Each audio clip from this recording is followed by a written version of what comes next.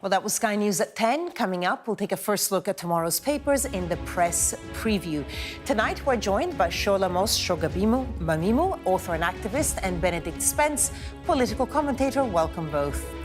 Among the stories that we will be discussing, the front of the Daily Mail, or the Mail on Sunday, their headline, "Cuts leave UK with just one plane for Paris D-Day jump." We'll be right back.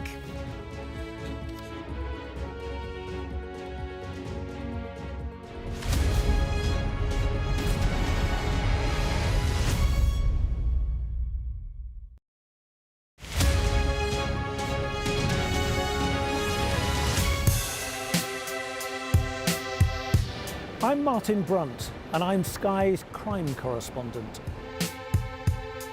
My most memorable story was, and still is, the disappearance of Madeleine McCann. Please, please do not hurt her. Please give our little girl back. We aim to be the best and most trusted place for news. For detectives, the first 48 hours after a murder are crucial in the search for clues. The public expects them to find Jill Dando's killer soon. The British detectives are planning to meet forensic experts, academics, and even witch doctors. I remember the grimmest case, the Soham murders of schoolgirls Holly and Jessica. I felt I can't undo what's happened, but I can help explain it. Ian Huntley was arrested and charged within a fortnight of the murders. I've never murdered anyone, I've never raped anyone. What am I in jail for? The parole board has to decide if Bronson needs to be kept locked up for the safety of the public. My biggest challenge was to persuade a jailed diamond thief to answer my letters. Martin Brunt, Sky News at the Old Bailey.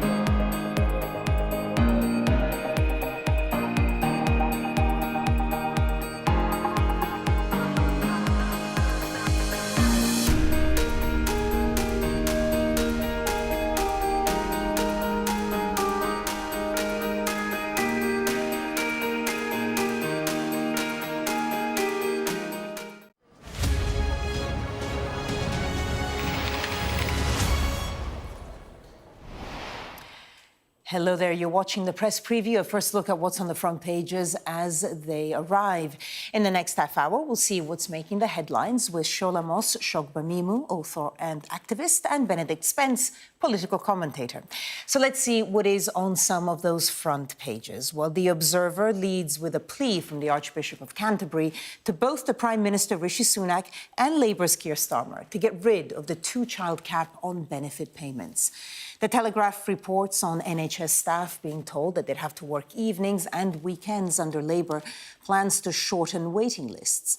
The Sunday Express carries an exclusive interview with the business secretary, Kemi Badenoch, who has taken aim at company bosses for what she describes as too great a focus on activism and political causes. The Sunday Times reports on Chancellor Jeremy Hunt saying he'll honour his promise in seeking justice for victims of the contaminated blood scandal. The Mail claims plans for a parachute drop over Normandy for the 80th anniversary of D-Day have been scaled back because cutbacks have left the Ministry of Defence without enough planes. TV star Tina Malone has told the Mirror her army veteran husband took his own life and she's setting up a charity to help those returning from war zones. And The People reports that calls for help by stalking victims skyrocketed by 27% across the UK in recent weeks since the hit Netflix drama Baby Reindeer aired. And The Star has a warning for England's Euro hopefuls that they could be kept awake by rowdy German frogs during this summer's competition. And a reminder that by scanning the QR code you'll see on screen during the programme, you can check out the front pages of tomorrow's papers while you watch us talk about them. And as I mentioned, we are joined tonight by Shola Mos-Shogbamimu and Benedict Spence, author and activist and political commentator both. Thank you both for joining us. OK, let's take a look at one story that is kind of dominating the Sunday papers, and that is, of course, the tainted blood scandal, because the report is finally published on Monday. Let's take a look at the front page of the Sunday Times. Tainted blood is the worst scandal of my lifetime. It's time for justice, vows Hunt. I mean, we've seen a lot of reports on it. It's heartbreaking. Shola, what do you make of it?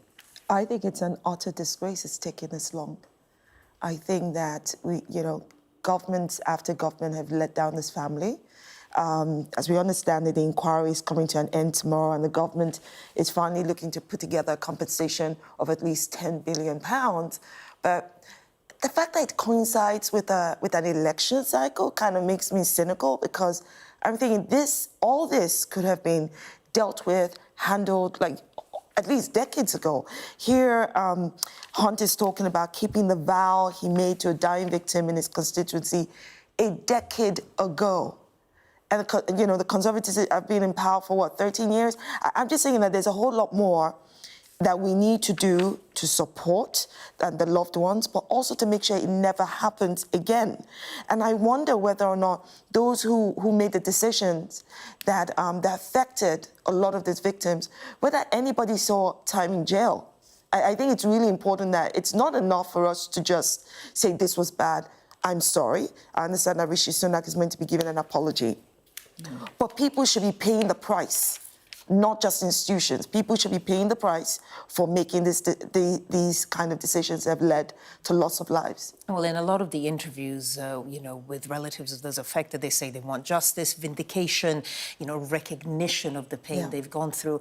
Benedict, we'll take a little look at the compensation issue slightly separately. But, I mean, what do you make of I guess, the scandal that we're finally going to get a report on Monday about? Well, Sir Brian Langstaff's report will come out tomorrow, and it is, as Shola says, it's something that's been going on for a very long time, far too long. Repeated governments we've had since this started actually happening. I think we've had Labour, we've had Conservative, we've had Labour again, we've had Coalition, and now we've had Conservative for a very long time. So it is an endless cycle of politicians not quite getting to grips with this. It can, I suppose, come under the umbrella of many failures of various aspects of British institutions, the NHS being one. Again, there's a story later that we'll come on to with that. But earlier on this year, we were discussing issues around Royal Mail, the post workers scandal. When David Cameron first became Prime Minister, they reopened an inquiry into the Hillsborough scandal because, of course, there was a cover-up there. It's just sort of this ongoing culture across British society. And actually, it's in the private sector as well as in the public sector. And it seems, given the many sort of iterations of government we've had, it seems almost to be apolitical, that actually what people seem to care most about is not correcting the scandals, it's not making things better, it's covering their own backs and pushing things down the line as long as they possibly can. Exactly. And, as you say, we're going to get to the compensation issue slightly separately, but it's a huge sum, and perhaps it wouldn't have been quite so huge if this had been addressed a lot earlier. And so now successive governments, as they say, they pay the price for the failures of their forebears. But again, who actually is going to be made to pay for this? The taxpayer. So speaking of compensation, that's actually the line in The Observer. So if we can just pull up that front page. Hunt told to honour the pledge on infected blood payments. Now, what it says here that actually when Jeremy Hunt was chair of the All-Party Health Select Committee just in 2022, so not a million years ago, he said that the payment of £10 billion should be made immediately because, of course, people are dying, every day matters. But now that he's Chancellor, the dynamic may have changed. Shola. Why should it have changed? We're either putting lives, humanity over money, or we're not. And this, again, this government just continually demonstrates that they do not have the right priorities at heart. And I think this is why people say, politics is a whole different kind of demon. That the moment you get into a political office, apparently all of the, the goodness and humanity and focus you had before you go into political office goes out of the window. The reality here is that Hunt should have carried this out as much as possible, not just him, but the entire government he partly represented, and the Conservative government that's been in power for 13 years. It is not good enough. And I'm going to say this again. As far as I'm concerned, it is not enough to just hold institutions to account, to say, okay, let's put in reforms, let's change this. People that made these decisions should be made to pay the price, because that might go a long way to decision makers actually factoring in what would be what would be a cost here. I guess we'll see what's in the report. But Benedict, your point specifically on compensation. Well, it's going to start at 10 billion. That's actually what I'd say, is that is the baseline. It could actually be significantly higher. And I can understand why there is perhaps some hesitancy among the bean counters in the Treasury over this, in number 11, because they are trying to offer, tax cuts to people ahead of the next general election because they want to say to people, well, we'll spend this on X, Y, Z and the other. But, 10 billion is not a small drop in the ocean. It's a huge amount of money. And another one of the main themes that we've had over the last 14 years is stagnant growth in this country. If you don't have any growth and you're not actually growing the tax base that you can pull from, well, it becomes very difficult to find 10 billion for a compensation scheme because it means something else, be it, nurses, be it the armed forces, be it doctor strikes. That means those people don't get paid. So and as I say, it's a tricky thing. It means that governments down the line end up paying a lot more for the sins of previous ones, and it's the taxpayer that ultimately foots the bill. Let's leave it there because, of course, it's a story that is going to roll on and we'll talk about later as well. Let's go to The Observer, again, front page there. Archbishop of Canterbury urges Starmer to ditch cruel two-child benefit cap, which the Archbishop basically called... what's the word? Even the United Nations effectively said it went again. It fell short, there it is, of our values as a society. I mean, it's slightly ironic to hear the United Nations calling it that, given that the majority of countries that make up the United Nations do not have this kind of policy in place. But I do agree with the Archbishop that we shouldn't have a cap on the number of on the number of children, at which point, your third child you don't help with. What the Archbishop focuses on is the suggestion that this pushes children into immediate poverty in this country. That I don't actually think is the key thing here, because, again, as I just sort of suggested, one of the major factors that is hindering this country is economic growth. We are facing a demographic crisis in the country where we are not having enough children in general. If you really want to know what poverty will look like, well, you just wait and see what happens in 20 or 30 years' time when there is a population collapse. We need to be incentivising as many people as we can to have children, if anything, just to keep the population numbers up. Sure. I do think it's an inhumane welfare policy. I see Keir Starmer once again. I mean, this is a man who just in 2020 pledged that he was going to scrap this, right? And once again, for his own political ambition, is decide to U-turn. You can't trust him on anything. And this is not the kind of thing you should U-turn on, because this is very, very important to majority of people. And the reality here is that in 2021, 2022, I believe the figure of the number of children in poverty was well over 4 million. We now know it's even more than that. And for me, that is the key thing here. We can't have more and more of our children being driven into poverty, and then families who can barely make ends meet falling under that poverty line with no care and no focus. And I think Keir Starmer thinks, and this is a word he used, that he wants to come across as being responsible on public financing. This is not responsible at all. You don't stop helping, supporting, feeding, clothing, sheltering children. simply because, they've reached a certain number. That is not a responsible leader. That's not what a moral leader does. That's what a morally bankrupt leader does. Very, very briefly, literally 5 seconds each. Do you think that Labour will heed the advice of the Archbishop of Canterbury? I don't know. I can't trust Keir Starmer as far as I can throw him. I don't think there's the money for it, sadly. OK. All right. We're going to have to leave it there. We will, of course, touch on this subject again coming up. Among the stories that we'll be discussing, this on the front of the Telegraph, the headline, Russia and China manipulating UK voters with social media. We'll be right back.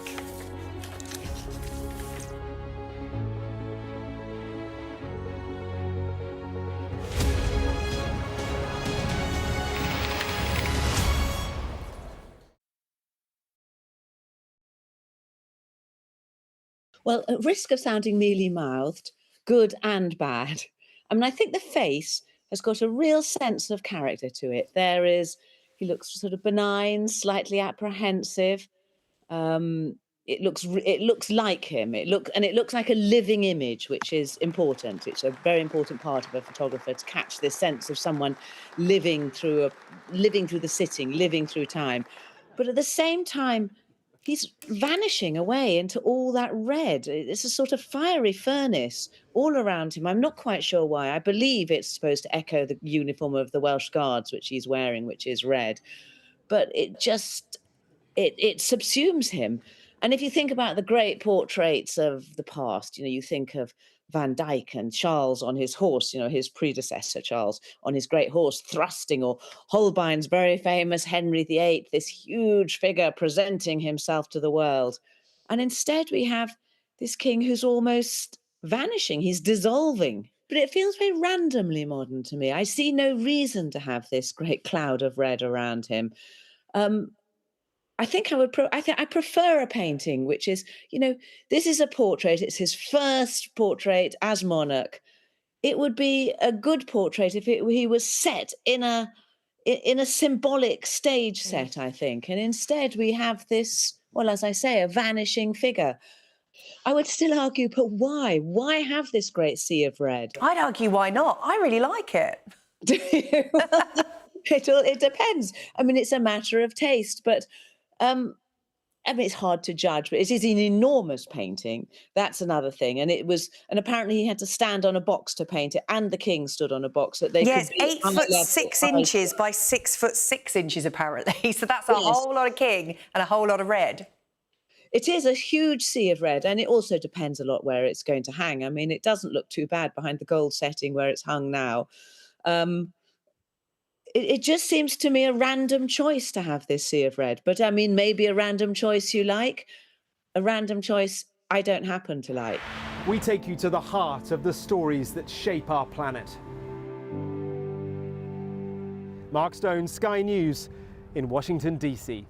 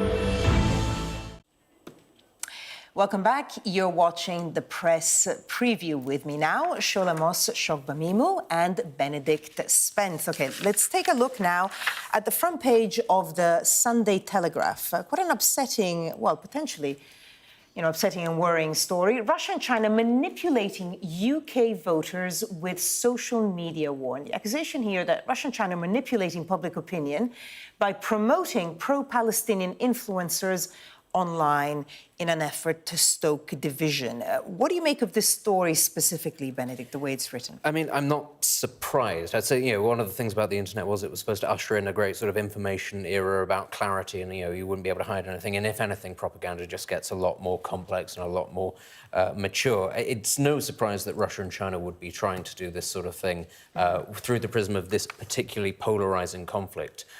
In much the same way that, frankly, we've seen a lot sort of in the information war sort of broadcast out there throughout the invasion of Ukraine. Anybody who spent any sort of time online will know that actually there was an awful lot of propaganda about that, and I'm almost certain you will see a great deal of the sort of thing happening, a great big ratcheting up as we get closer to a potential Chinese invasion of Taiwan. We need to remember that actually the internet is still something of a Wild West situation, which is why governments want to clamp down on it very hard. And it's why I find so very interesting that TikTok in this country and in the United States, although they want to put limits on it there, is largely very open and free. But in China, it is banned, and there is complete control by the government over what it is that their own populations can see, because they understand, actually, this medium is incredibly powerful. And Shola, what's interesting here is that it's not necessarily pushing a particular side, it's more about stoking division, that seems to be the aim. I think the story, the way that it's been written, is pushing a particular side. So Russia and China may be trying to manipulate UK voters, but it's the fact that the angle of the story is pushing it, it's kind of supporting the propaganda that supports, to my mind, it supports the Israel propaganda by saying that Russia and China, the enemies, are supporting pro-Palestinian accounts. That is where, for me, the kind of disinformation comes in and misinformation. The way this article is written will kind of grow distrust in information from accounts that are actually doing good work in raising awareness. That, for me, is a problem here. I'm not saying Russia and China are not trying to manipulate through social media. That's not that's not it. I think here this article is saying, all those things you're hearing about, one side, basically. Absolutely trying to discredit the pro-Palestinian movement. OK, let's move on to the Sunday Express. The headline there, big front page, companies told, end this woke madness. Cabinet Minister, and that's Kemi Badenoch, tears into bosses over diversity drive. She's saying they have to get back to delivering great goods and services. Shola, I'm going to come to you. Oh, no. I need Benedict to say this. OK, all right, then, Benedict. Well, no, I suppose... look, Kemi Badenoch would like to be the leader of the Conservative Party. We all know that. She thinks that talking about woke, everything's woke, goes down very well with her audience. And she probably actually just has a sort of a flip book or maybe a darts board with topics on it where she throws the dart and goes, what is going to be woke today? Today it's going to be, I don't know, it's going to be social media, it's going to be private companies, it's going to be sport, it's going to be something. That's woke, and we've got to have less of it. Yep. And that goes down very well. I mean, look... The Conservatives are also supposed to be, I thought, about the free market. They were supposed to be about ideas and actually people being able to decide what they want. I'm not really sure it is the position of a politician to come along and say, you need to stop doing this. I think if this is companies pushing certain ethical lines, consumers will decide if they like that or not. And companies will find out that way whether or not these things are popular. So... Shola? He summed it up really well. But I would say that Kemi Badenoch truly understands her base. And I would say her base are the politically illiterate base.